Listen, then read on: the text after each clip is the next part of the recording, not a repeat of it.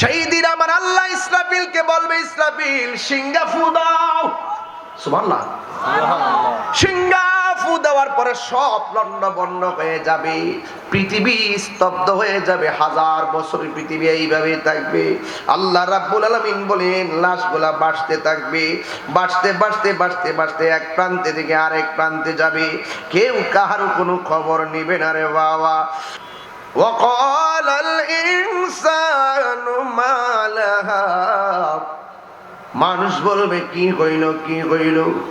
ওই যে আল্লাহ রাব্বুল আলামিন বার্তা তো আগে দিয়ে দিয়েছেন, কুল্লু মান আলাইহা ফানিউ ওয়া ইয়াবকা ওয়াজহু রাব্বিকা যুল জালালি ওয়াল ইকরাম।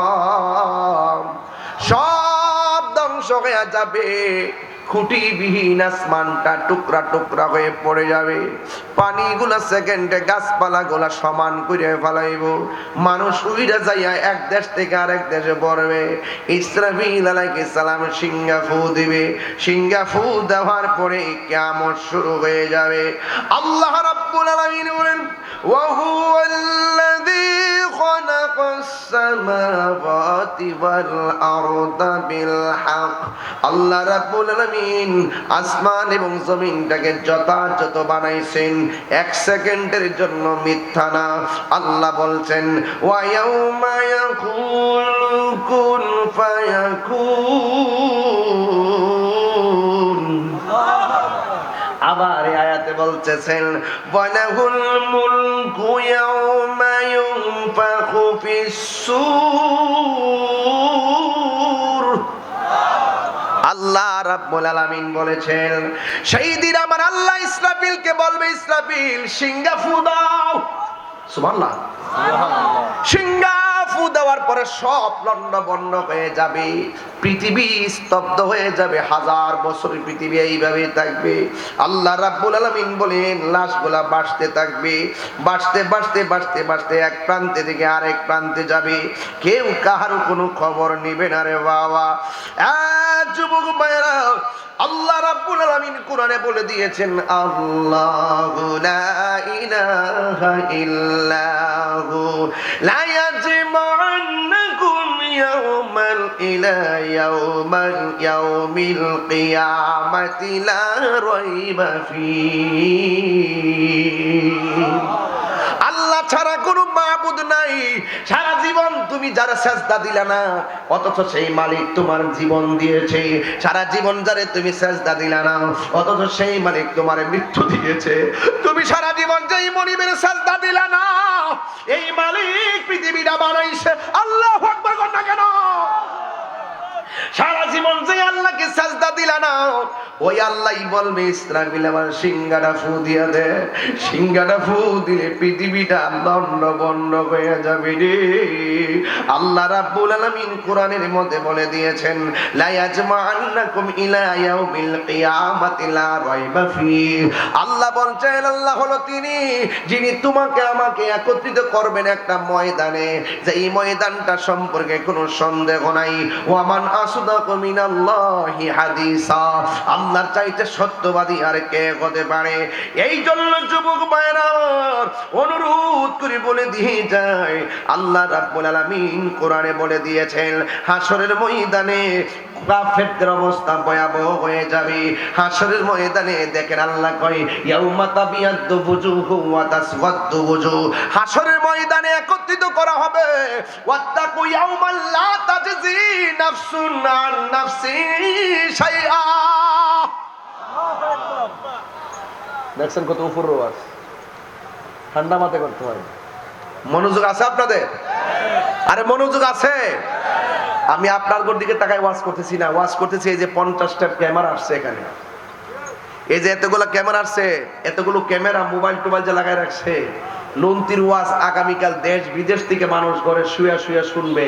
এই জন্য আপনারা যেদিকে মনোযোগী হন, আমাকে মাথা ঠান্ডা রেখে কথা বলতেই হবে। আমি কি বুঝাতে পারতেছি? এই জন্য আল্লাহ বলেন, ওয়াত্তাকু ইয়াওমান লা তাজজি নাফসুন আন নাফসিন শাইআ। হাসরের ময়দানে যেদিন আল্লাহ একত্রিত করবে, একত্রিত যেই মাঠটার মধ্যে করবে, ওই মাঠটা কোনো শাম সিরিয়াই, এই দুনিয়ার জমিনে হাসরের ময়দান হবে। ওই মাটি, দুনিয়ার মাটিগুলা কোনো মাটি, আর ওই দিন হাসরের ময়দানটা হবে তামা। মাথার আধ বিঘা উপরে সূর্যটা থাকবে, 12টা মুখলিয়া সূর্যটা ওইটা ওই তামার মাটির মধ্যে তাপ দিবে। তাপ দেওয়ার পরে আগুনের চাইতে বেশি গরম মাটিটা হয়ে যাবে। আল্লাহ রাব্বুল আলামিন কোরআনে বলেন, লা ইয়াজমান্নাকুম ইলা ইয়াউমিল কিয়ামাতি লা রাইবা ফি। সেই দিন তোমাদেরকে একত্রিত করবে। কেউ আগুনে পুড়ে মারা গেছে, ওখান থেকে বের হয়ে সেই মাঠে যাবে। কেউ পানির মধ্যে পইড়া মারা গেছে, লাশ পাওয়া যায় নাই, ওখান থেকে লাশটা উঠে হাসরের ময়দানে যাবে। কেউ কবরের ভিতরে পড়ে আছে, ওই কবর থেকে উলঙ্গ অবস্থায় ওই ময়দানের মধ্যে যাবে রে বাবা। ওই ময়দানে যাওয়ার পরে আল্লাহ, আয়েশা সিদ্দিকা বলেন, ইয়া রাসূলুল্লাহ, নবী গো,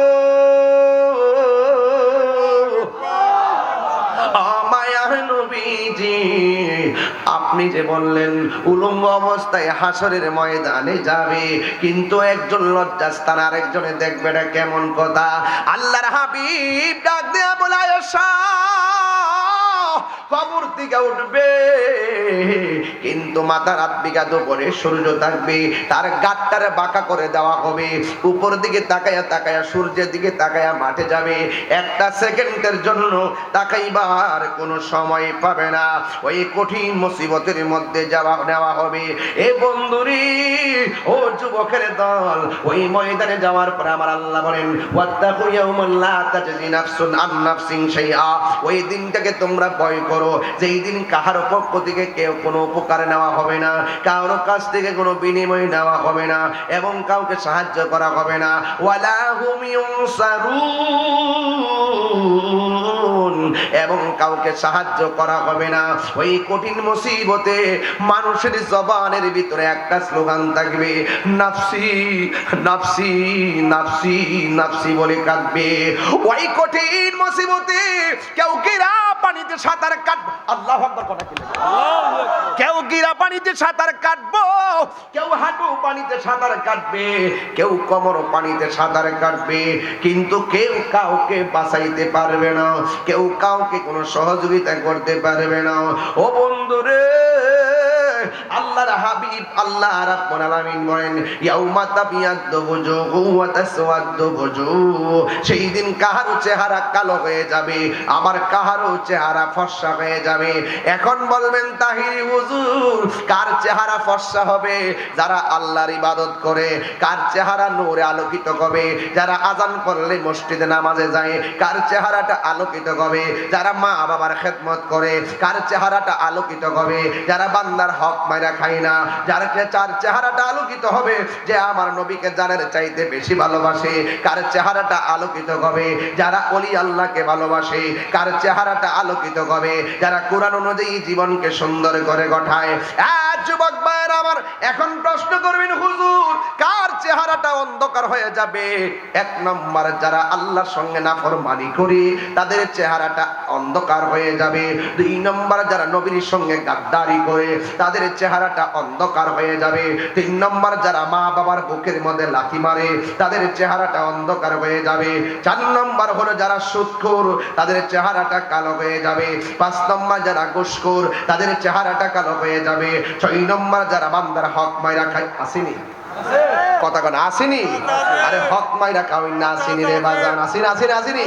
যারা বান্দারা হক মাইরা খায়, আল্লাহ রাব্বুল আলামিন হাবিব বলেন, ও পৃথিবীর মানুষ, আল্লাহ সব কিছু ক্ষমা করে দিবে, কিন্তু তিন শ্রেণীর মানুষের এই গুনাহ ক্ষমা করবে না। এক নম্বর, যারা আল্লাহর সঙ্গে শরীক করে। আরো জোরে গন, আরো জোরে গন। আল্লাহকে দুইজন না একজন? আরো জোরে গন না, দুইজন না একজন? তারা আল্লাহর সঙ্গে শরীক করে, এদের গুনাহ আল্লাহ মাফ করবে না।